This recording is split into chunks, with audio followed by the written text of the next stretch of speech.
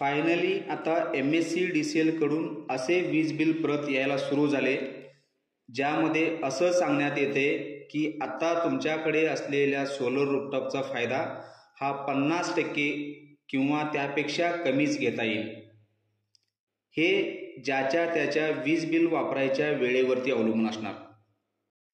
MSCDCLने जे वीज बिल दिलं आहे त्यात तुमचे सोलरचे युनिट झिरो तर झाले नाहीत ना, याची खात्री करा।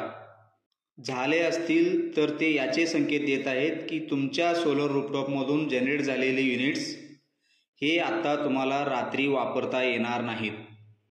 त्यामुळे रात्रीच्या वापरासाठी लागणारे वीज हे MSCDCL कडून विकतच घ्यावं लागणार।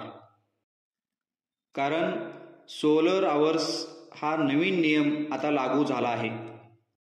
काय आहे हे सोलर आवर्स याबद्दल डिटेल माहिती आम्ही आमच्या या अगोदरच्या व्हिडिओमध्ये दिली आहे। थोडक्यात आता तुम्हाला रात्रीच्या वापरासाठी लागणारे विजेसाठी पैसेच मोजावे लागणार। माझी वीज शिल्लक आहे असं म्हणायचे दिवस संपले, कारण 20 वर्षाची ॲग्रीमेंट पुन्हा एकदा कचऱ्याच्या टोपलीत गेली। तुमच्या वीज बिलावरती जर पॅरा 35.15चा रेफरन्स दिसत असेल तर हा आहे पॅरा 35.15। आता हा पॅरा 35.15 हा MERC ऑर्डरचा आहे, ज्यामध्ये तुम्हाला शिल्लक वीज झिरो करायचे आणि वीज फक्त दिवसाच वापरायची परमिशन देते। म्हणजे जर तुमच्याकडे 20 किलोवॅट किंवा 20 किलोवॅटपेक्षा जास्त कॅपॅसिटीची सोलर सिस्टम असेल तर आता तुम्हाला त्यातून जनरेट झालेली वीज ही फक्त दिवसाच वापरता येईल, रात्री वापरता येणार नाही।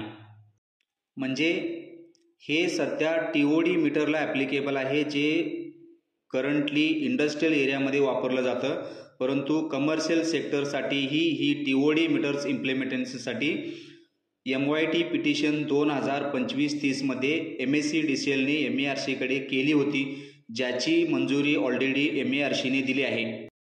यालाही फक्त कोर्टाकडून स्थगिती मिळाली आहे, म्हणून याचं इम्प्लिमेंटेशन होऊ शकलं नाही। यावरतीही कोर्ट ऑर्डर देणार आहे।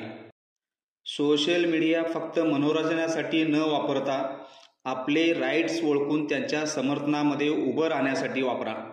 तुमचा विरोधच अशा नियमांना थांबवू शकतो। अजून फायनल ऑर्डर यावरच्या याचिकेवर येणार आहे। काय येईल ते पाहू आणि ते तुमच्यापर्यंत पोहोचवू।